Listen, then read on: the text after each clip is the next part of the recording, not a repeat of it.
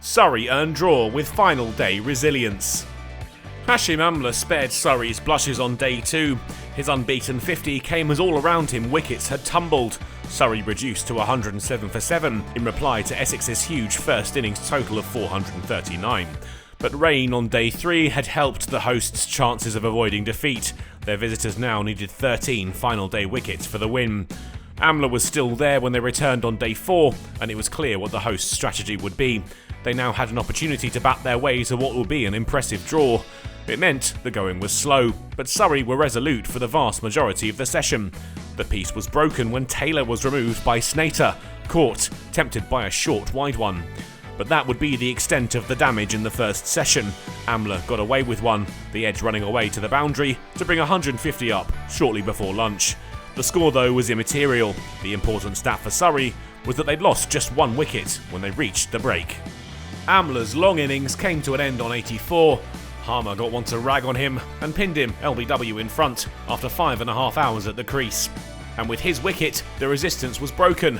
Moriarty out for 8 to Porter, caught by surprise by some extra bounce. Surrey all out for 161, 278 behind Essex. Amla's 84 was by far and away the highest score on the Surrey card, 20 more than the rest of his colleagues had scored combined. They had a long afternoon ahead of them, another innings awaited, 10 more wickets needed for Essex. The hosts were straight back into the firing line, Steele and Patel opening up for Surrey, but their partnership wouldn't last too long together. Patel had to go, well held by a helmeted Dan Lawrence off the bowling of Simon Harmer. Hashim Amla's rest was brief, he was back out there once again, but he looked just as solid.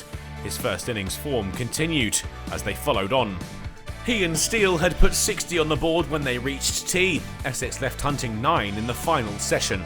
Steele went after the break, out bowled for 28, leaving Snater's delivery onto his stumps.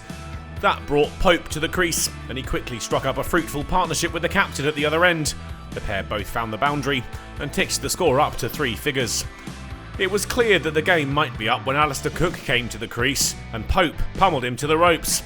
With his next ball, he invoked the spirit of the man whose name adorns the trophy that will be presented at Lord's in a few weeks. Even a Bob Willis impression couldn't create another breakthrough, and handshakes were shared. It had been a good showing from Surrey, a vast improvement from their day 2 difficulties, but in truth, Essex had really been denied the win by the weather, their host still quite some way from parity when the game was brought to a close.